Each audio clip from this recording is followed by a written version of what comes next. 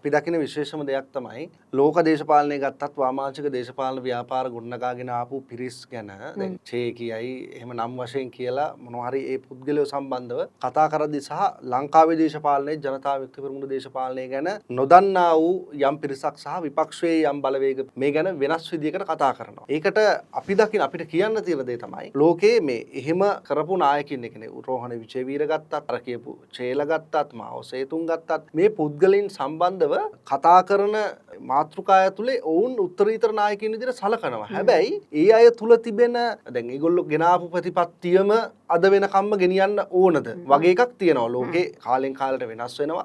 AI විප්ලවයක් තියෙන තාක්ෂණික විප්ලවයක්. එතකොට කාර්මික විප්ලවයේ වෙලාවේ තිබුණු දේශපාලනය වෙනස්. ඒ වගේ අර දේශපාලනිකව මේ ලෝකේ පරිණාමය වෙනවනේ. පරිණාමය වෙද්දී අර කියන පුද්ගලයන් උත්තරීතර නායකයින් ඌපමණින් එය එසේම කරගෙන යා යුතුයි කියන එක නෑ ඒක හරි. ඒක මම පිළිගන්නවා. ඒ කියන්නේ රන්හිරු ජනතා විමුක්ති පෙරමුණේ තිබුණු දේශපාලන අභිලාෂයන් මේ වෙනකොට වෙනස් වෙන්න පුළුවන්. හැබැයි ජනතා විමුක්ති පෙරමුණ යම්කිසි විදියකට මේ සමාජ ක්‍රමය ගැන කතා කරපු දෙයක් තියෙනවා. ඒ සමාජ ක්‍රමය කොයි විදිහටද වෙනස් කරන්න ඕනේ කියන ක්‍රමවේදයක් තිබුණා. මේ සමාජ ක්‍රමය වෙනස් කරන්න ඕනේ නැති වෙන මට්ටමට ඒ ක්‍රමය බදාගෙන ඉන්නවා නම් එතන ප්‍රශ්නයක් තියෙනවා. ඒ කියන්නේ අර තිබ්බ දේශපාලන ව්‍යාපාරයේ තියෙන දේවල් නෙවෙයි මේ ඇවිල්ලා වර්තමානයේ තියෙන එකට සෙට් වීමේ තත්ත්වය කියලා තමයි ගන්න වෙන්නේ.